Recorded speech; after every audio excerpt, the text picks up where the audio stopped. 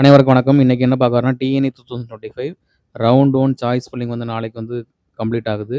Almost எல்லாரும் choice filling பண்ணியிருப்பீங்க. கொஞ்சம் பேர் லாக் பண்ணியிருப்பீங்க. கொஞ்சம் பேர் லாக் பண்ணாம வச்சிருப்பீங்க. இப்போ எதுக்காக இந்த வீடியோ போடுறேன் அப்படின்னு பார்த்தீங்கன்னா வந்து, ஜஸ்ட் ஒரு கோர் பிரான்ச்சஸோட அவேர்னஸ் உங்களுக்கு தெரிஞ்சிருக்கணும். அதுக்காக தான் இந்த வீடியோ போடுறேன். இப்போ நெறைய பேர் என்ன பண்றீங்க அப்படின்னா, சில பர்ட்டிகுலர் காலேஜஸ் மட்டும் தான் ப்ரிஃபர் பண்றீங்க. ஃபார் எக்ஸாம்பிள் கவர்மெண்ட் காலேஜா இருக்கலாம். அந்த காலேஜ்ல எந்த சீட்டு கிடைச்சாலும் எனக்கு பரவாயில்ல அப்படிங்கிற மாரி இருக்கிறீங்க. பட் அந்த மாரி இருக்கக்கூடாது. கோர் பிரான்ச்சஸ் வந்து நீங்க மெயினா வந்து சூஸ் பண்ணணும்.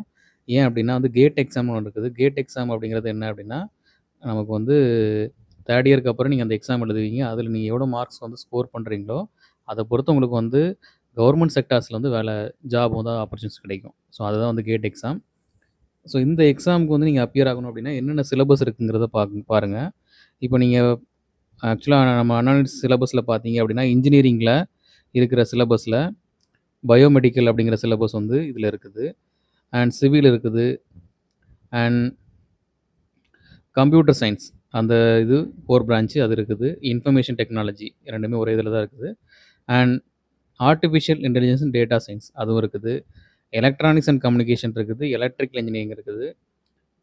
அண்ட் அதுக்கப்புறம் பார்த்தீங்கன்னா, மெக்கானிக்கல் இன்ஜினியரிங் அது இருக்குது. ஓகே.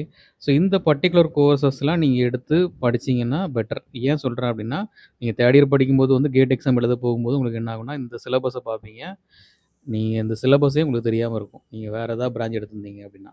இப்போ சப்போஸ் நீங்க வந்து மெக்கானிக்கல் எடுக்கிறீங்க, இல்ல இசி எடுக்கிறீங்கன்னா, இந்த சிலபஸ்ல இருக்கிறத நீங்க என்ன பண்ணியிருப்பீங்கன்னா, 4 வருஷம் வந்து கரிக்குலத்துல படிச்சிருப்பீங்க. ஓகே. ஸோ அதனால ப்ராப்பரா என்ன பண்ணுங்க, கோர் பிரான்ச்சஸ வந்து நீங்க பிரிஃபர் பண்றது பெட்டர். ஓகே. ஸோ இது ஒரு அவேர்னஸ்ன்னு வீடியோ போட்டிருக்கேன். கண்டிப்பா உங்களுக்கு யூஸ்ஃபுல்லா இருக்கும். யூஸ் ஆனா லைக் பண்ணுங்க, சப்ஸ்கிரைப் பண்ணுங்க. Thank you.